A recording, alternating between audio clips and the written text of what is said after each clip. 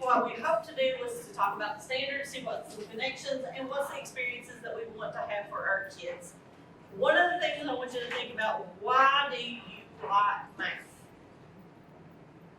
One word, just take one word. Why do you like math? Changing. Yes. Never changing? Yeah. Okay.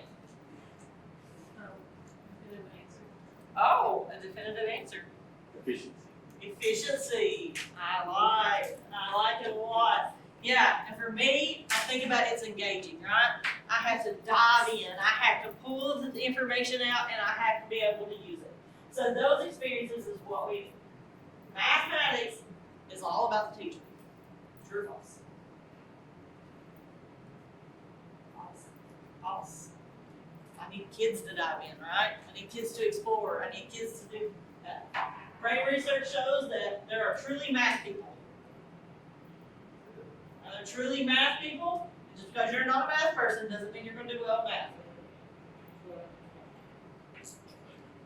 False, right?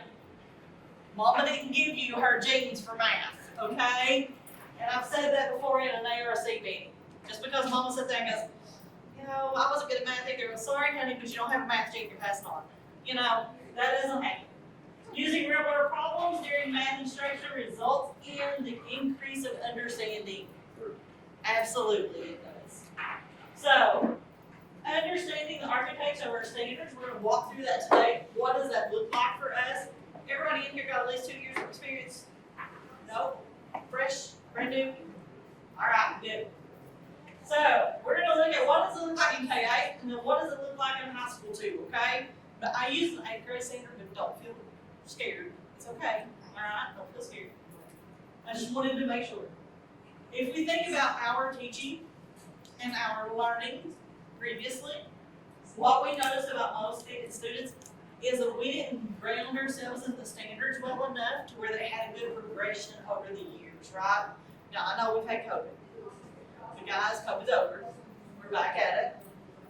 And yes, there were some things that was missed. We know that because we didn't have good teaching going on during that time. But even in mathematics, sometimes we don't understand what's being asked of their standards. So what we have to do is we have to think about that standard. We have to break it down. Chastity talked about this earlier today, about breaking down those standards. But the task is what's really important.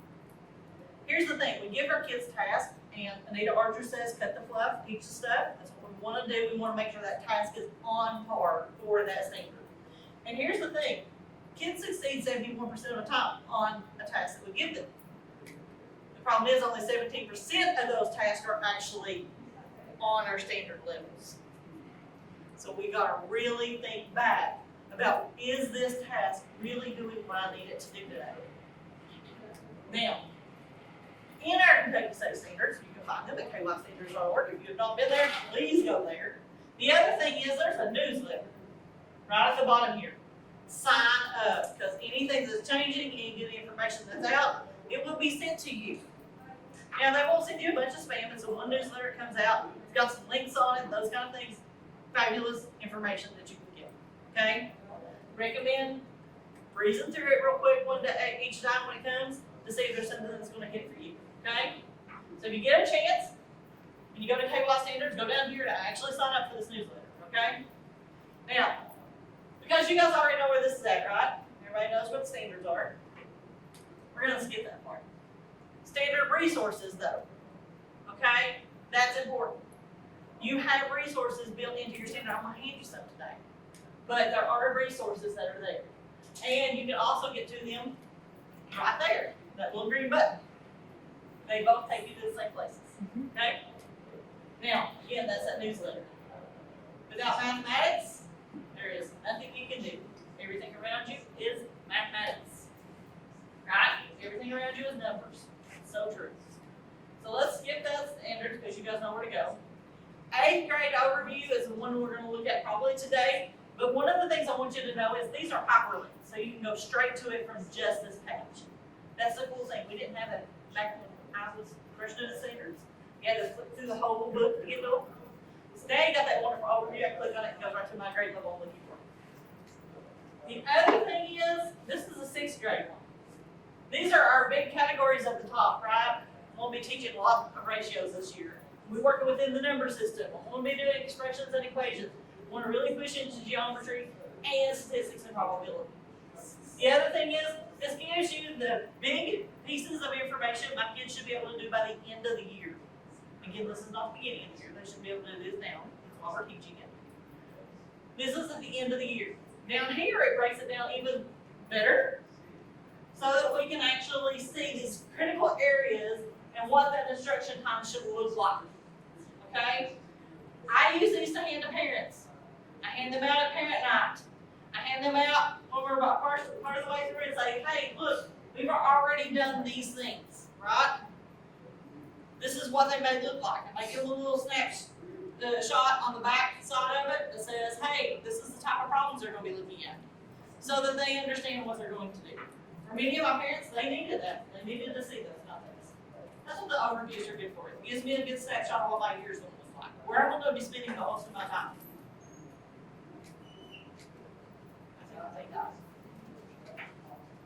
Okay, there's 7th grades. If you notice, from 6th grade up here, look at the titles on 6th grade. Just real quick, look at what's there. What do you notice about 7th grade? They're the same. That doesn't always happen. We lose counting and cardinality from kindergarten to 1st. There's no longer counting and cardinality on there. It should already know how to count. That's always not true, right? Sometimes we don't remember that cardinality that needs to go with it. We gain fractions in 3rd grade. So there's big changes that start to happen, and you can see that when you're going through and you're looking at these overviews and comparing them to the year before. What's changing? So that's one. What's the difference in the 8th grade one? Is there any differences in the 8th grade one? What? I'm thinking some additional geometry. I'm thinking a bigger one. Let's look back here. Okay. Do you see the word functions anywhere? No. There's functions. 8th grade starts to hit those functions. Those are important. So, and you can look back and you can say, okay, in statistics and probability here, we're starting that investigation. We're doing those kind of things. But in 8th grade, we are looking at the patterns that are associated with the data, right? So we want to make sure what we know in these and how we're looking at these. In high school, which we've got one in high school, we're starting to look at them in specific areas, right? You've got your algebra ones, you've got your algebra 2 ones, you've got your geometry ones. So we have to look at what those look like. And there's some differences in each one of them. Those stars up there are important because that star symbol is a heading for a group of standards that could be important for us to be making sure that we're doing, and we want to make sure those are definitely touched on, right? Well, we want to make sure that we're teaching those. And then the plus and you'll see some plus standards there. Those are for what we consider advanced courses. So you'll see those throughout when we're working with those. So that's just different ones in geometry. Here's the one for statistics and probability, if you're teaching that one. And then, of course, calculus, and it's got the plus, right? This is what we consider advanced courses. And then 2 plus signs, if you see that in there anywhere, that's also in calculus, you'll see those. So we want to make sure. What is fluency in mathematics? How do you describe fluency to your parents? Child is fluent in mathematics. They can accurately and efficiently go through a problem without having to think about what they're doing. It comes to them and they just solve it. They don't have to question how to solve it. They already know how to do it. That's automaticity. If they already know how, it's right there, it's real good. They can even explain it to you. They've got automaticity, right? But what does it mean to be fluent? I can say 9 plus 9 is 18. That's automaticity. I know 9 plus 9 is 18. Got it? You ask me how, I can say, oh, well, I know that 9 is supposed to 10, and I'm taking a little away from the other one, so it's 18. I got a strategy, right?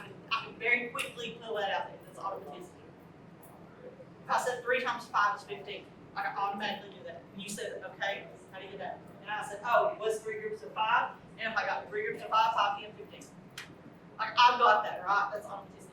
But in fluency, I can be flexible around with it. I can explain it to you. I'm developing speed, but I don't have it automatically, right? I can't just go through it real fast. Our fluency is something we do with our little kids a lot, right? Because I want them to get quicker at it, but I need them to explain. I need them to be efficient and have some kind of a strategy. They may not have multiple strategies, but they have a strategy, right? They're quick with that strategy, and on top of that, they can be flexible with that strategy and sometimes see how it's going to connect to the next thing they're learning, right? I want it to be appropriate for them, so they know when that procedure is appropriate and when it's not. It's not going to work. It's kind of like when I know when a tool is going to work or a tool is not going to work. I can't use a screwdriver to bang a nail in. I can, but it's not really appropriate. Kind of things like that. So fluency for us develops into automaticity. I just know it, right? There's a good example of this though. If you don't ask your kids, you don't know if they're fluent. That's why we have to have conversations all the time. I'm gonna give you this example. Teacher looks at a student and they're doing the multiplication tables. And she goes, hey, what's 12 times 12? What does the student say? 144. I know that. I know that all the time. It's real easy. Because she had heard all week long, 12 times 12 is 144, right? And then she says, why? And the little girl goes, well, 2 times 2 is 4.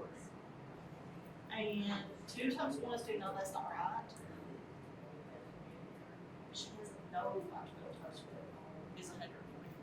She doesn't have a strategy to give the teacher back. She can't explain why. She's not fluent.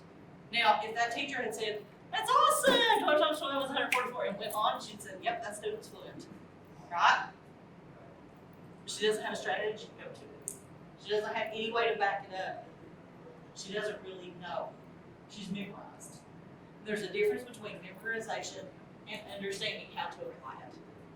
So we want our kids to be fluent, okay? That's the big thing. We want to get them to fluency, and as they get to fluency, we're developing automaticity. So keep that in mind. Procedural fluency is where our goals are for our kids, right? We want them to be procedurally fluent. We want them to have accuracy. We want them to be efficient. And we want them to have flexibility. But most of all, when we think about what does that include, it includes correct solutions, right? We've had practice over time. We've had corrections over time. Because with practice, we have to correct. And most of our kids need immediate correction as quick as possible. The other thing is, I'm going to skip this speed here for a minute, okay? Because the one thing that they have to have is an appropriate strategy, right? We have to have that appropriate strategy. We have to have an algorithm selection in our head that they know, right? And they can pick out. We need to be able to adapt it if we need to. Kind of do an estimation and know that's not going to work. We also need to have a strategy that's going to work with different problems and not just that same one. And with all of that, with this practice and correct solutions, comes speed. Right? Think it's correct. Right? That's what we want with fluency. So when you think about fluency, and when we do fluency, we build toward that automaticity. In our 6th through 8th grade standards, it says foundation, right?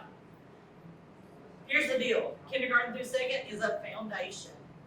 Foundation for 3rd through 5th. Sometimes we have to go back in our standards when we don't know things, or kids don't know things, and we have to give them some prior learning. So if we get to high school and they don't have that good foundation of 6th through 8th, we have to dig back a little bit. And the cool thing is our standards allow us to do that for that future work. And high school standards are complex. You know, we're looking on special emphasis, and we're really starting to dive into that real world. So, in your standards, when you look at your numbers, we have the Kentucky standard, of course. We have the grade level. The domain is what's next. So if it says G, it's geometry, right?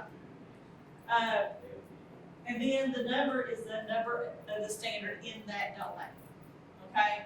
So if somebody rattles that off, you know, if this was to say G here, that would be Kentucky Standard, 7th grade, geometry, and 4th. That's a 4th standard in the geometry, okay? That's what that means. Now, underneath those standards, you guys know we got A, B, and C sometimes.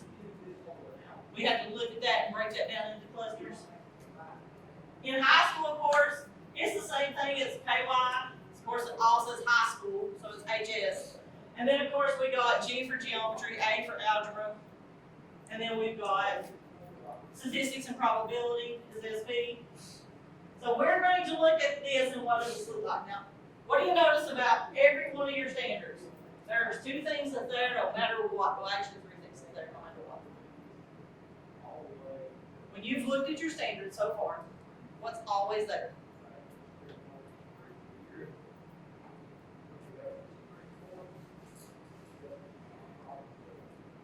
Everybody's like, this is a trick question. It's not really. The standards for math practice are always there, okay? Your cluster is always there, right? And most of the time, they will have an attending to the standards for math practice. And this is wonderful to see. I love this. But the good thing that we do now is that clarification over here, right? That clarification that you get tells you the types of problems you probably need to be working on. But this, attending to the standards for math practice, our math practices are so embedded in our standards because it's how we engage our students, okay? We're getting them to do this by doing these math practices. So if I'm doing 8th grade number systems 1, I'm actually looking at math practice 2, which says I want to reason abstractly and qualitatively. I'm going to be looking at math practice 6, which means my students should be attending to precision, right? And I'm going to look at math practice 7, which is look for and make use of structure. What is the same thing that's happening in most of these problems? Why is that happening? Is there something there that can be done quicker? Those kind of things. Over here in the clarifications, it says this is what I'm going to be emphasizing on, right? This is what I'm going to be doing. What I should be looking at. Classification in decimals is one of them. But this is also, the red is where I'm at. The blue on this side is what my kids may need to know prior to. Okay? That's why those are there. If any of you guys have special ed kids in your classroom, you have special ed kids in your classroom, sometimes you need to go back to standards. Sometimes you need to go back to standards. Right? Because it would be special ed if they were right there at your grade level. So sometimes we need to go back to standards. And so we need to look back and see what this is. And this gives us a chance to look back prior to. Giving my kids maybe in my lessons a little prior learning so they can't say, oh, I don't know how to do that. Well, we did this last year, right? We did this last year and this is what it looked like. Now we're going to feed into this so we can do that prior learning. And then when we need to, it tells where we're going. Now I don't know about you, but I like to know why I need to know this standard. Why do I even need to know this? Well, because in 2 weeks we're going to be working on this. Or next year, you've got to do this. So if you don't know this, it's going to make it a little harder. But this is how we're going to get to that. And so giving them that understanding of not just how it works in the real world, but how I'm going to use it a little bit later. Right? So next year in high school, guess what you're going to be doing? And you explain it to them. That's why we're working on this, so that you can do that later. The other thing is attending to precision down here, attending to the standards down here. This just tells you some of the things that you might want to do while you're doing these lessons. And so those are real important because we didn't have those before. And so sometimes you didn't get all the information you needed about how maybe I could teach this a little better. And that's what those are for. Okay? Now, those 8 math practices we just talked about are truly important. Okay? They are very, very important. So we're going to work a little bit around those today. We had the standards for math practice, and then we had the standards for math content. The standards for math practice says this is how I'm going to engage my students. The standards for math content says this is the skills, this is the information, this is the understanding and application that they need. Okay? Now, our SMPs, these are the ones. I want to hand you some information out. You guys are going to do a little activity. gonna hand you several pieces. Please, I need one of each, and then I wanna hand out another thing.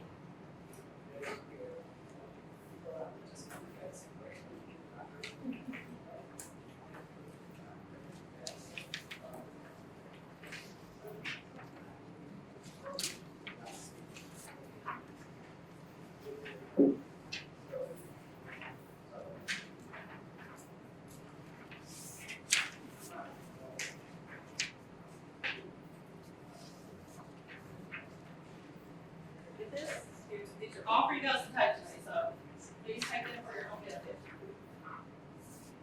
You might find that time to look back at this.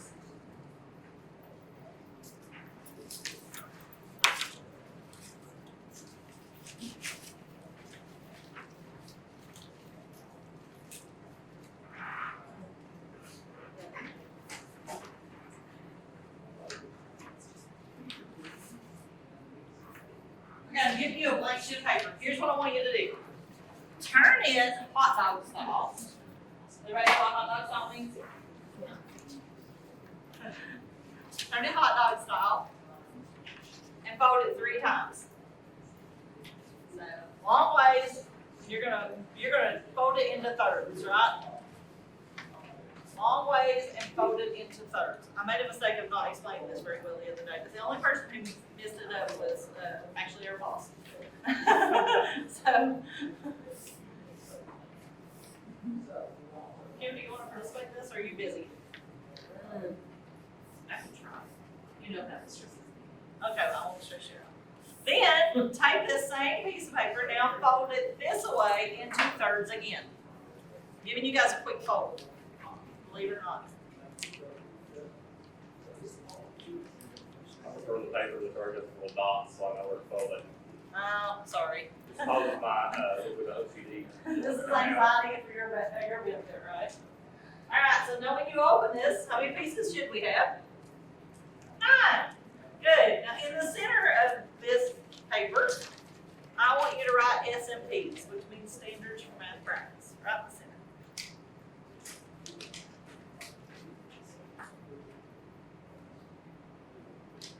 Now you currently on your desk have 2 things that have the Standards for Math Practice on it. You have this wonderful thing right here, and you have this right here, right? Now, if you notice that both of these have on one side of them the standard, and it has a description underneath of that. So Make Sense and Persevere has a little list of things. On this one, it has what the student is going to be doing, what the teacher's action should be, and then some questions. I love the fact that it has questions for you, okay? Because, as Kim said before, questions. So, and I cannot emphasize how important questions are. We do not need to do learned helplessness in our classrooms by answering the question all the time. Sometimes giving them a question back really helps. This gives you some questions to use for those math practices that you can have ready at your hands. Listen, they're good questions. So here's what I want you to do. Number the rest of the squares, 1 through 8. You're going to go through and math practice 1. I want you to pick out 3 words that stand out within these 2 pages really quickly. Just 3 words that really stand out to you that you feel like are important for that practice. It can be 3 words or a phrase, 3 phrases, however you want to do it. But just go through. I want to give you guys 5 minutes. Should be long enough for you guys to go through and read all those after school. If you need more time, I'll give you more time. What's the route them in? I want you to write them in the squares. Your 3 words, yes. Okay. Set myself a timer.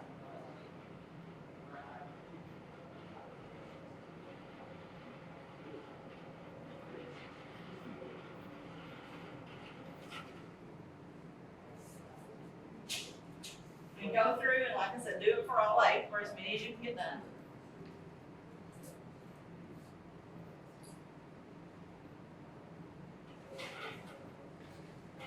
So those words that really stand out.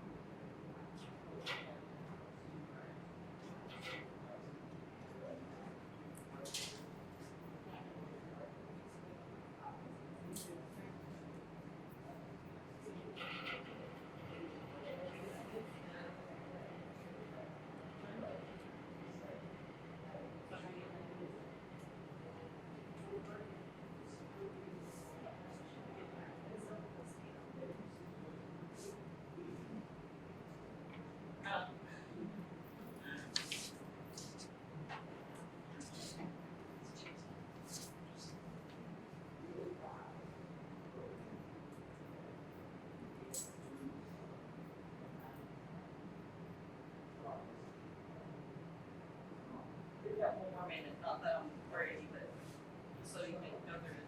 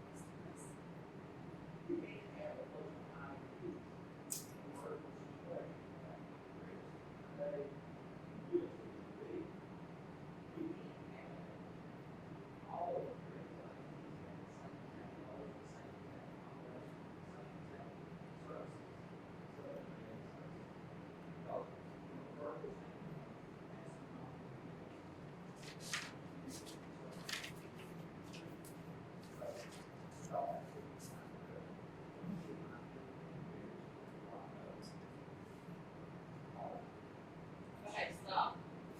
No time for action. So, for number one, make sense of a problem and persevere in solving it. What was 3 words that he had? Anybody? Word. Relationship solving.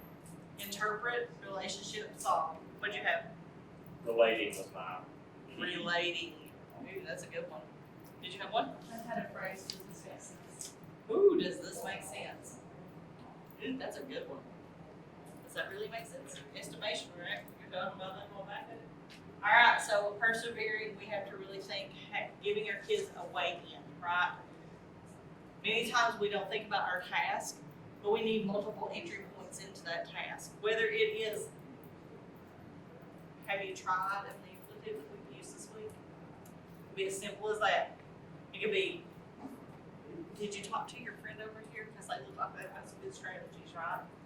Let's talk to them. Getting your kids to use each other as a resource, not just you, but getting them a way into a task is the biggest part of it, and it can be the simplest ways in sometimes, but it gets them started to want to learn, right? Because I have a way in. I can do part of this task, and so that's one of the parts of it. Now, reason abstractly and quantitatively. What's a word that hit you? Anybody? Flexibility. Do you have one? I put decontextualize. Decontextualize. That's a big one. Reason. What? Reason. Reasoning. Reasoning. I like we have to reason, analyze, and we have to think about those. What about constructing viable arguments? Comparing. Do you have one? Useful questions. Construct. Ooh, critique. I like it. Right? So, can I explain it? That's a big thing, right? I have to be able to explain things. And also with this one, my favorite nose is a great way. Has anybody here used my favorite no? You gotta look it up. It's not my favorite no. That's a good way to start it. It's a really good way to do some of these. But another thing for these is just doing a number talk. And I know that sounds crazy, but number talks, even in high school, are wonderful. And you can use something from the day before that they didn't understand. So it gets them started. But this is a great way, and of course we're going to do it very respectfully. And we're going to have a discussion, and people are going to show their work. How did they do it? What did they do? Why do you like it? Why do you not?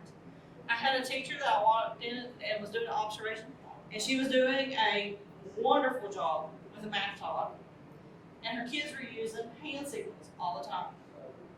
And one of the things was that I liked that she did was, I really like something, I have a question, I don't understand, right? I have a question about why they did it, but I just don't understand. So she could quickly decide what the kids understood about that, just by their hand signals and where they were at. And then she could ask a question of, well, did somebody not understand how she did this? Or somebody didn't understand how they did that. So it was just quickly with a hand signal that she had, And one of the things was that they could say the statement about the problem that was good, or they could ask a question, right? So they had to think about how they were going to formulate a question, or they had to think about what was something they really liked inside of it. So those were the two things they were allowed to do when a student showed their work. Okay, modeling with mathematics. Remember, this is not you modeling with mathematics. We have to model. But this is the kids modeling with mathematics. What'd you have there? Everyday life. What? Everyday life. Everyday life. That's a big one. Did you have one? I put simplify. Oh, that's hard. Yeah, you have to reflect, right? All right, so modeling with mathematics, when I think about modeling with mathematics, I think about that part of the fact that the kids have to be able to use the numbers, but they have to be able to show it. Sometimes they have to draw it, right? One of the things I always talk about, and Chastity probably sick and tired of me saying this, but I love the CSA model. Now, how many of you guys have heard the CSA model? CSA model is the biggest bang for your buck that you can get for RTI, okay? It is concrete, semi-concrete, and then abstract. You do not have to do those separately, but you do have to have all three for that student. So concrete means I've used some kind of a manipulative or some way to show that student, right? But the biggest bang for your buck you're going to get out of all of that is the semi-concrete. The semi-concrete is when the kid can themselves draw that information out. And when I'm talking about drawing out, I mean you're changing from what does that model look like to what does it look like so I can interpret it back into my brain. So my kids, a good example, when we went from using the place value cube, you know what I'm talking about, the hundreds, the tens, the ones, thousands. We went from that to drawing it on their paper so they could see it. What did that start to look like? It started looking like a box. It started looking like a square, right? It started looking like a stick, and it started looking like ones. So for my kids, when we changed over and we did those kind of things, that's what that looked like. What did it look like when I was teaching 7th and 8th grade, and we were using numbers and we were doing the function table and those kind of things? We changed it over and it started looking like a table, right? So we can talk about what goes in, what comes out. We talk about how that changed, what would happen, but then we started moving on and it looked like a table for them. So you've got to think about what does that need to look like. The kids have to draw it. And we miss that so many times, the kids actually drawing what their work looks like. And so that's where, and research has shown, that's the biggest bang you can get for your buck when it comes to that, because that's what actually puts that mental image in the brain for our kids. That's what starts changing it over. And we miss that. Many times we go from, oh, we've used some manipulatives, now let's do it with the numbers. No, we need to change that. Now we've used the manipulatives. What did that look like as a manipulative? Let's draw some of that out. Even if it's just X's and O's on their paper, even if it's just dots on their paper, however it may be, that's what starts setting that mental image into their head. They have to have time to draw, and it's okay. So, doing that CSA model and then moving into the abstract. I did a map. Vonda Adams and I worked together. We did this map, and we did concrete, semi-concrete, abstract down to the bottom. Most of the time, we'd say, go ahead and put that problem, like literally the abstract part of it. Go ahead and write that down there. We're going to fill in that answer in just a few minutes. Then we would go ahead and we would model some of it, right? They would go ahead and they'd use the models, they would use their manipulatives, they would model some of it, and then I'd say, okay, now draw what that looks like. Then let's put the answer in, right? So they were doing all three, but they were getting all three of the process. So it's one of the things that's really important for our kids is to be able to model that, but also to be able to draw it out, okay? That's part of that modeling. Using appropriate tools strategically. Anybody get to that one? Because I know I probably didn't give you enough time. Anybody get to that one? Estimation. Yes, and appropriate. That's the big thing right there, appropriate tool, right? And it's not us choosing that tool. Like, I love a bead string. I love a bead string for teaching algebra. It's a great way to teach algebra, especially when I'm talking about kids with variables and things. They can fold the bead strings. We can do all kinds of things with it. But it's not, but for some kids, they may not be able to see it that way, right? Some kids may need just a number line to be able to do those jumps. Some kids may need algebra tiles, right? So I got to think about what's appropriate for my kids. don't like going in. I love teddy bear counters better than anything in the world. That's my, turn that off, please. That's my signal that, hey, you're talking too much. I just hit all of those things. Okay. So anyway, love teddy bear counters, but after first grade, we can use two-sided counters. We can use Unifix cubes, things that are more appropriate for them than just having to pull those in. And plus, I can use Unifix cubes all the way up into 8th, 9th, 10th, 11th, 12th grade, right? I can use two-sided counters all the way up because those are appropriate for our kids. Algebra files looks like two-sided counters, so that's appropriate. Attending to precision, I want our kids, this is where I need to be able to estimate. We gotta teach them to estimate. We gotta teach them what it looks like on a number line. We gotta make sure they understand those kind of things so that they can attend to precision. Do they know a strategy? Can you use a worked example? I use worked examples all the time with my kids in 7th and 8th grade. I used worked examples when I was teaching 5th grade. Worked examples helped my kids to have something that they could go back to and they could follow through step by step because it was numbered.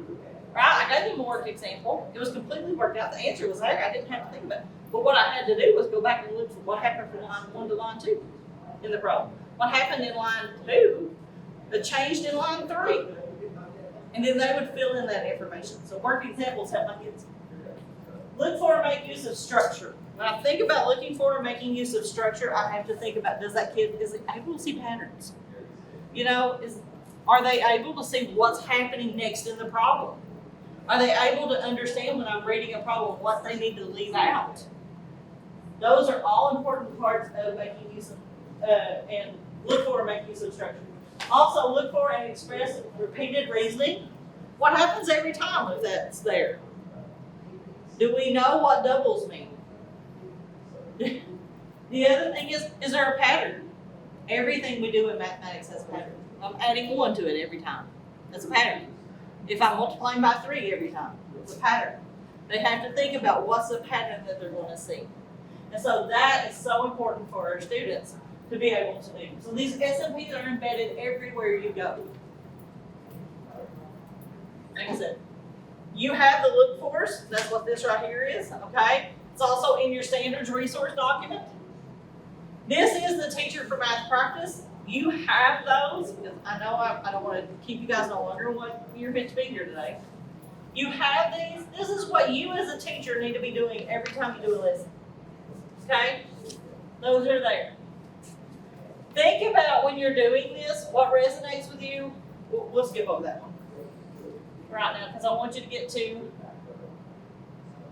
this part right here. Each one of your standards is either a conceptual standard, it's a procedural skill and fluency standard, or it's an application standard. There are some parts in that, and this is going to be in your thing, so you're going to be able to go back to the slide, okay? But know what types of standard it is. Which one of these 3 am I actually doing with that standard, okay?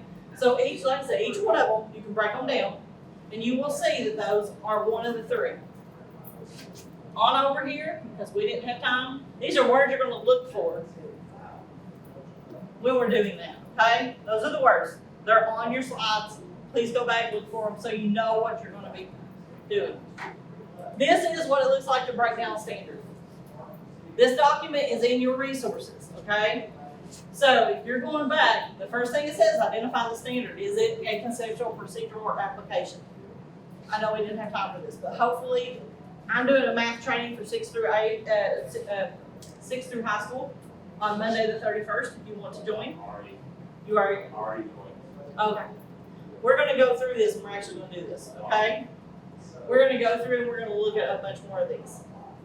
But one of the things I want you to think about when we're going through this and you're doing this for yourself, and I would recommend please do this at least 2 or 3 times because then it gets me thinking, right? It gets me thinking about what do I have to see in that target, right? It gets me thinking about what's the key mathematics my students should be able to know. And don't just stop there because we've got to think about vocabulary. And vocabulary is important, okay?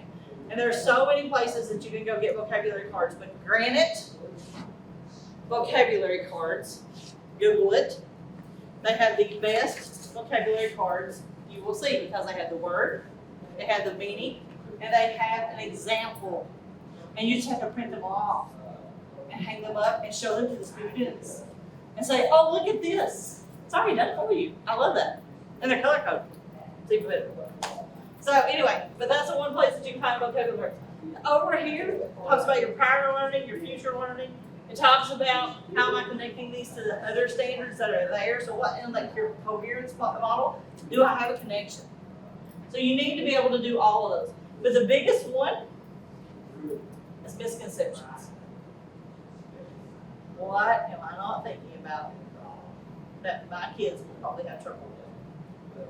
And that's huge. I know you guys are new, but believe me, there's a lot of misconceptions that kids can come up with.